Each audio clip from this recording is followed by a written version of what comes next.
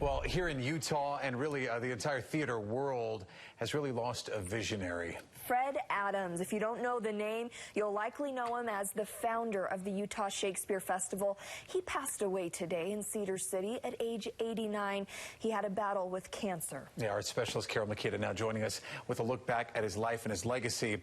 Cedar City known for many things in its own right, but boy is it known to be the Shakespeare hub, isn't it? That's correct. And Fred as the master of it all. Sure. William Shakespeare and the festival said it best this morning.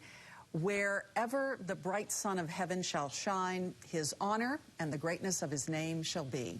Governor Herbert described Fred Adams as a genius and a true visionary. But it's important to remember that Fred never forgot the individual in his company, in his community, and he would say creating his vision took a village. Shakespeare Under the Stars began simply as SUSC professor Fred Adams and his then-fiancée Barbara sat outside a laundromat in the spring of 1961. And I had a legal-sized yellow pad, and we started talking about what we would really like to do. And as my class thesis, I had designed a summer Shakespeare festival. In those early years, Fred and Barbara Adams got by with the basics. We started to come when the strong winds would blow Fred's cardboard scenery across the street to the junior high school some nights. But soon, actors, directors, and designers from around the country came to work with Fred Adams. Fred Adams is an astonishing, wonderful human being. It takes a special person to have that vision, to have that inkling to go, I want to do this, to know what those plays can do. Action! In 1981, the Royal Shakespeare Company and the BBC came to Cedar City because this was the closest replica to Shakespeare's original theater in the world. I mean, you come to Utah and there's your language, there's Shakespeare. It's wonderful, it's like coming home. An indoor theater opened in 1989, bringing the works of other playwrights and increasing the festival's reputation. In 2000, the festival won a Tony. In 2014, Adams led the groundbreaking for 2 new theaters. That construction saw a dream become a reality in 2016 with the opening of the 55th season. Recognition of what Fred Adams created reached not just throughout the United States, but across the pond to the most famous Shakespeare theater in the world, the Globe.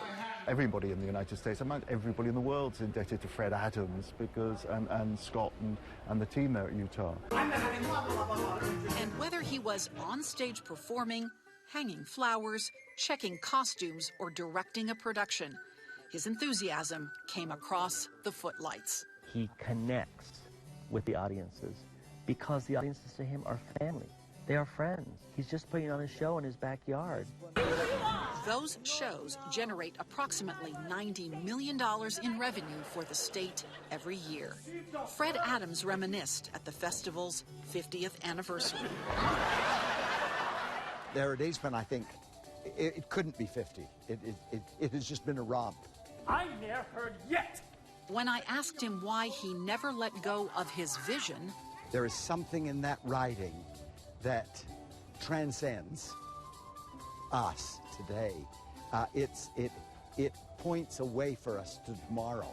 We discover ourselves, and that's what Shakespeare is.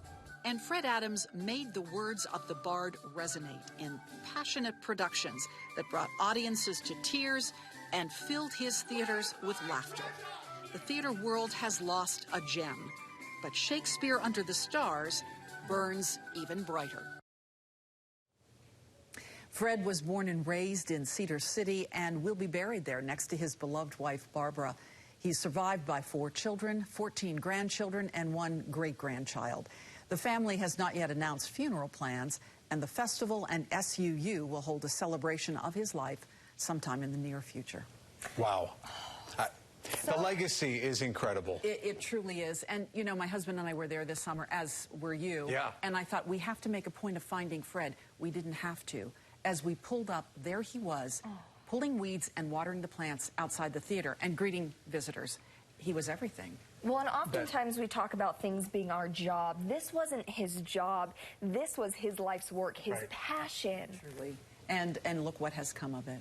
I mean, take a visit. Yeah, plan on going. Plan on taking a special trip to Cedar and taking in any of the great productions to honor Fred Adams, especially this year. Wow, what a legacy. Thanks for having me. Carole, thanks. Thank you.